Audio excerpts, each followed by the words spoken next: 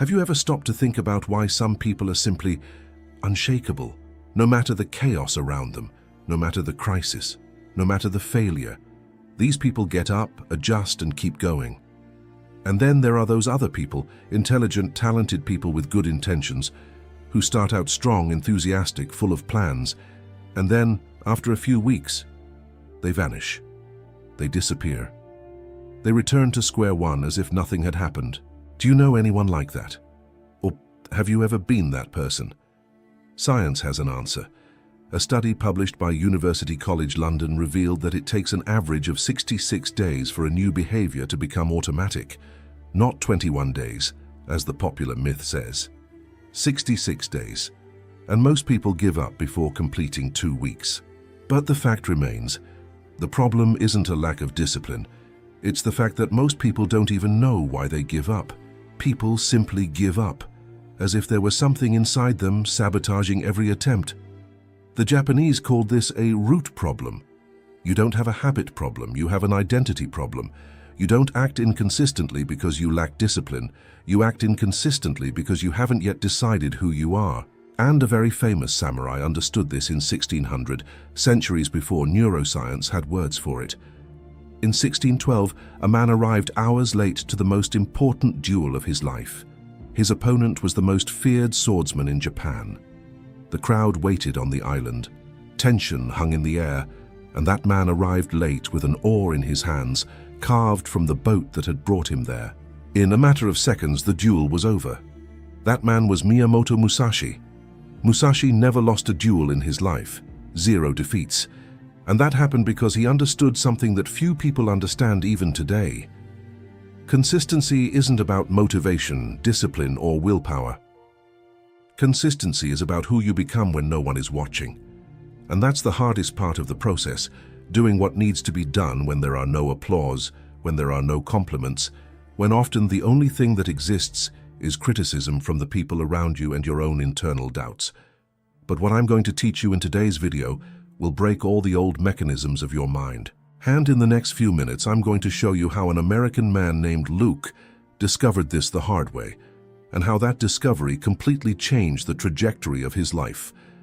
And that's exactly what a mentor named Maximus taught Luke Harper, a man who had everything it took to be great, but who spent years sabotaging his own life without realizing it.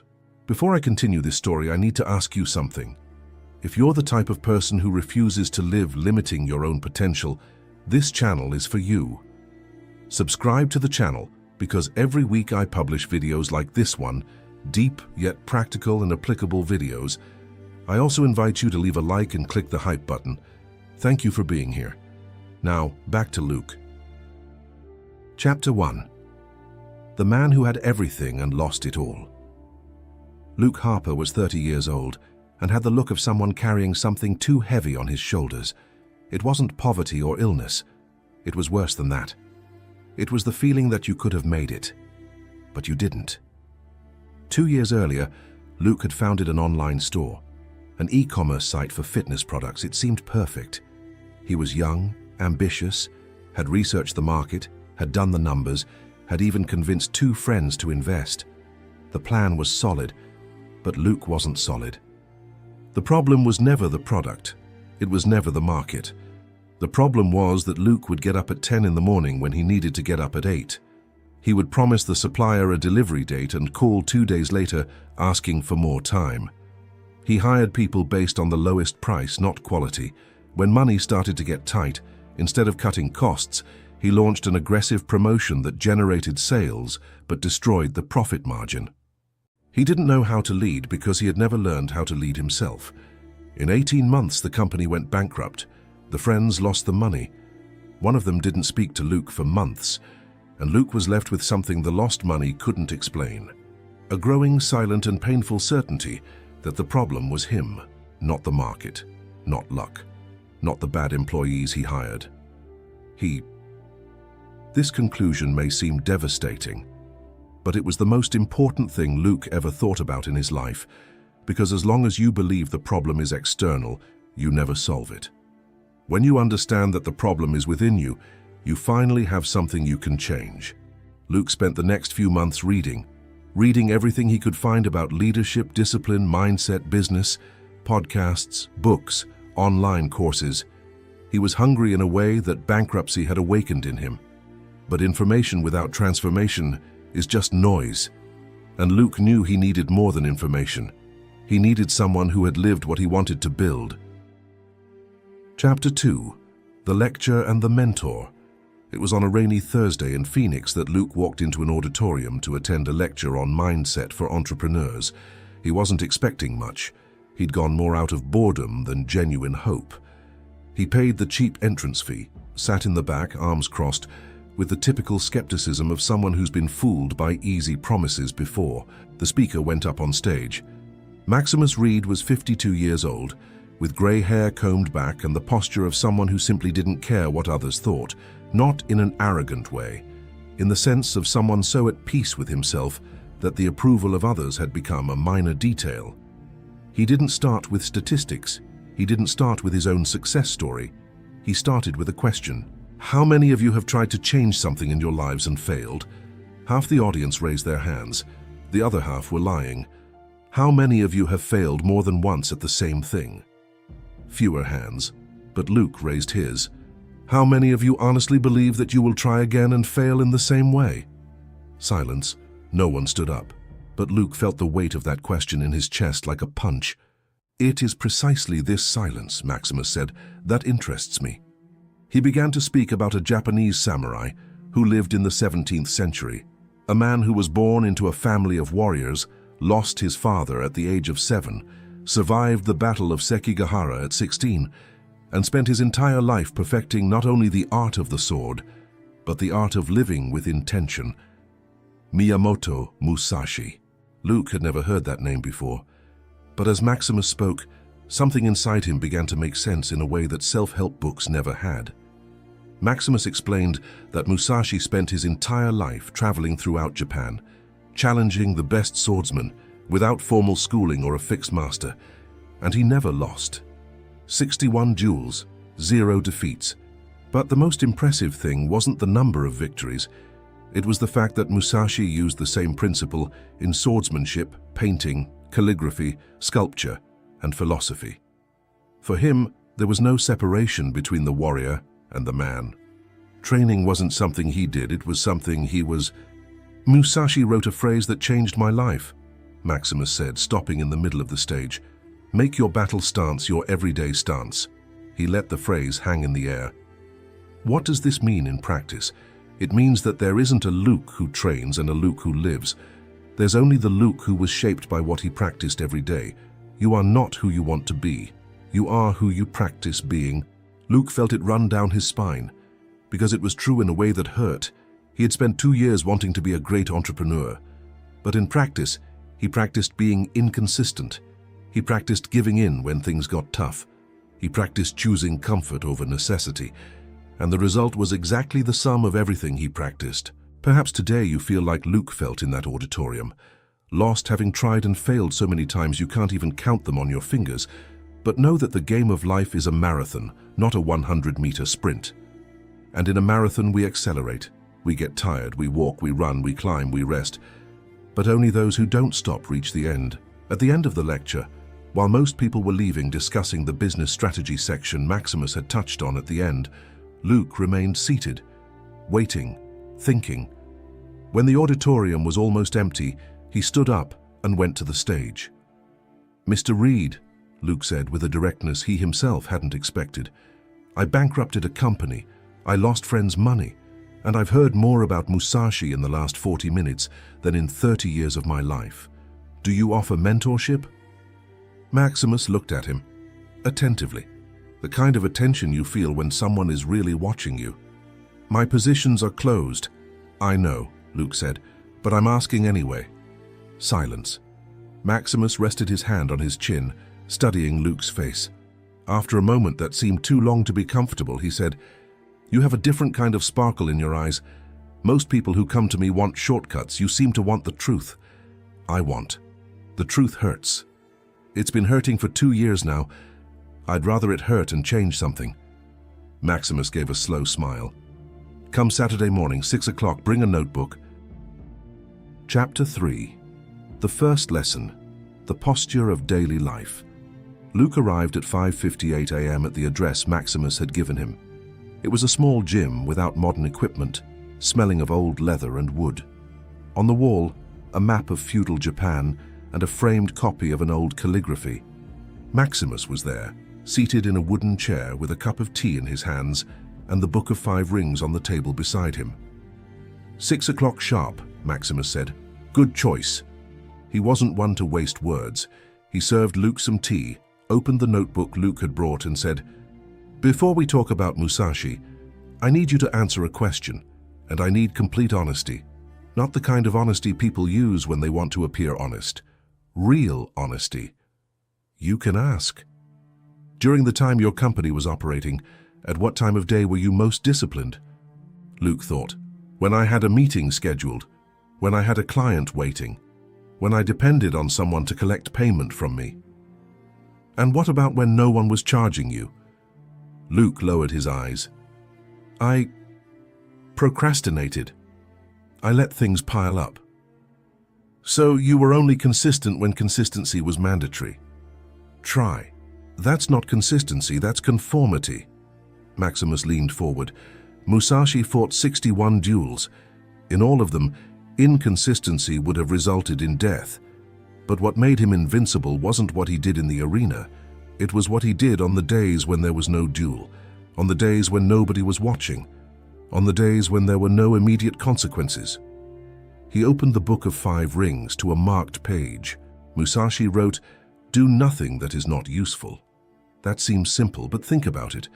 How much of your time, in your company days, was spent on useless things? Not useless in the sense of necessary relaxation.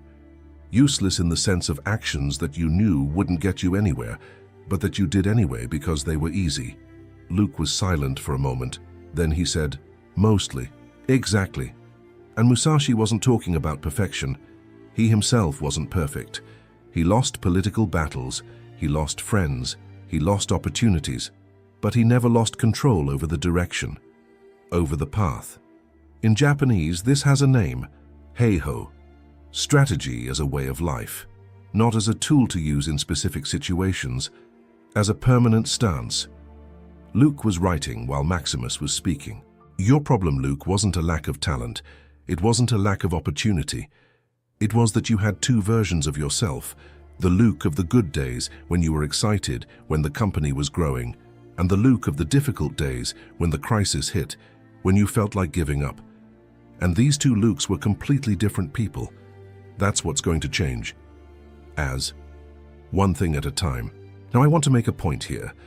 At many points in our lives we have these two versions within us, the enthusiastic, motivated version that wants to conquer the world, and the version that wants to give up every minute. What changes the game isn't staying motivated all the time, 24 hours a day, because it's impossible for a human being to stay motivated every single day. What will change your game is understanding that it's on the worst days that your consistency is truly tested. It's when you go for a run, even when it's raining outside. It's when you sit down to study, even when you're unmotivated. It's when you do what needs to be done, even when your body screams at you to spend the day doing nothing. It is at this moment that modern warriors are tested, and it is precisely here that the second lesson comes in. Chapter 4. Fudōshin, the unwavering mind. In the following weeks, Luke and Maximus met every week, and what Maximus taught was unlike any business training Luke had ever done before. In the second session, Maximus arrived with a word written on the board, Fudōshin. Immovable mind, Maximus translated. Fudo means unwavering. Shin means mind. It's a concept that the samurai cultivated as the foundation of everything. The mind that is not moved by external circumstances. How do you develop this? Through something Musashi called mushin, an empty mind, but not in the sense of not thinking, in the sense of not clinging to thoughts, letting fear pass without turning into panic, letting euphoria pass without turning into recklessness, letting doubt pass without turning into paralysis. Luke reflected on his time at the company. When things were going well, he was euphoric and spent more than he should have. When things were going badly, he panicked and made the wrong decisions. He was a slave to circumstances, not a captain, a victim of his own emotional state. Musashi developed Fudōshin not through meditation in the way people think of it today, Maximus continued, but through deliberate exposure to adversity. He sought out the best opponents, not to show he was good, but to test where the mind broke down, to find the cracks and strengthen precisely those points. So you're saying I need to seek out difficulties. I'm saying you need to stop running away from it. There's a difference.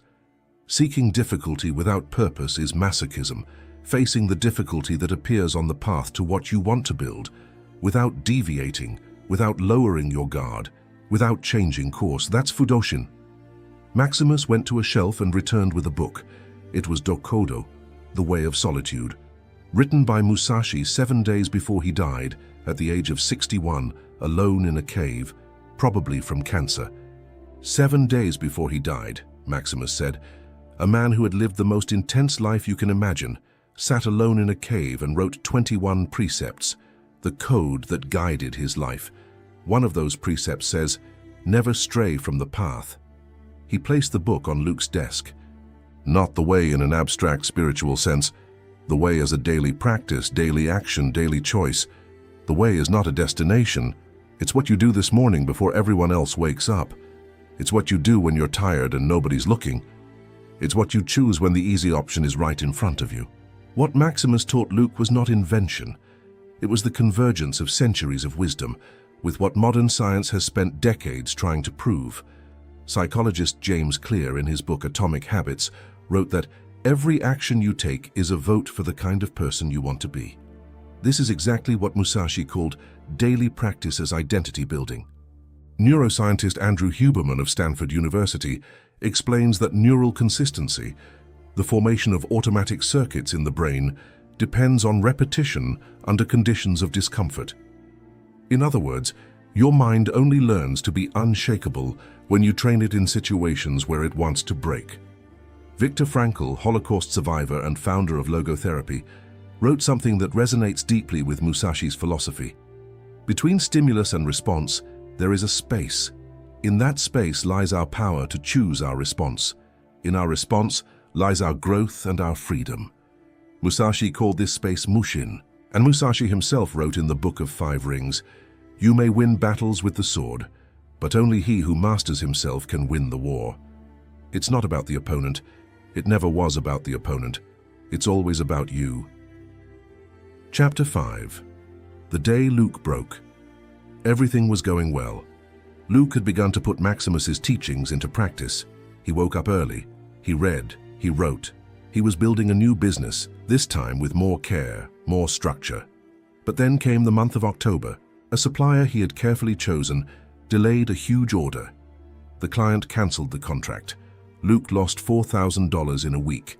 The same feeling of bankruptcy began to creep back.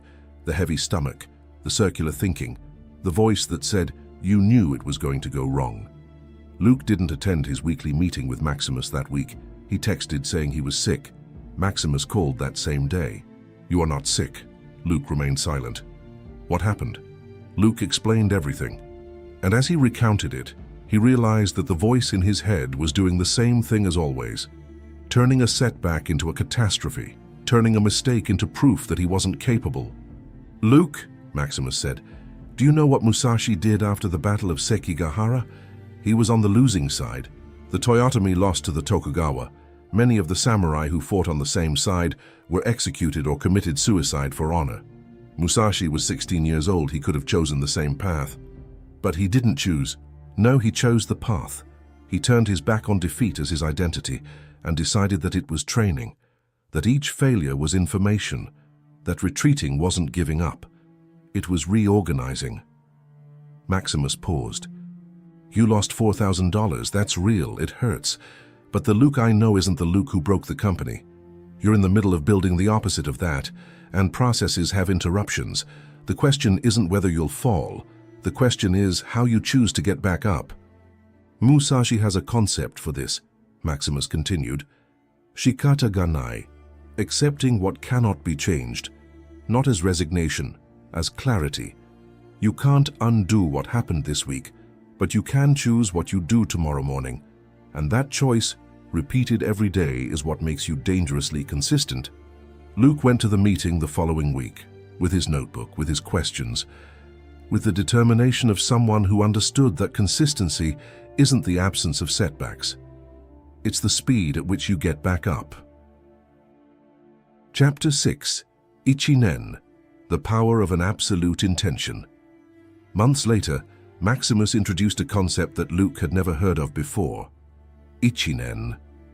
In Japanese, Maximus explained, Ichinen literally means one thought, one intention. But in the philosophy of warriors, it means something much deeper.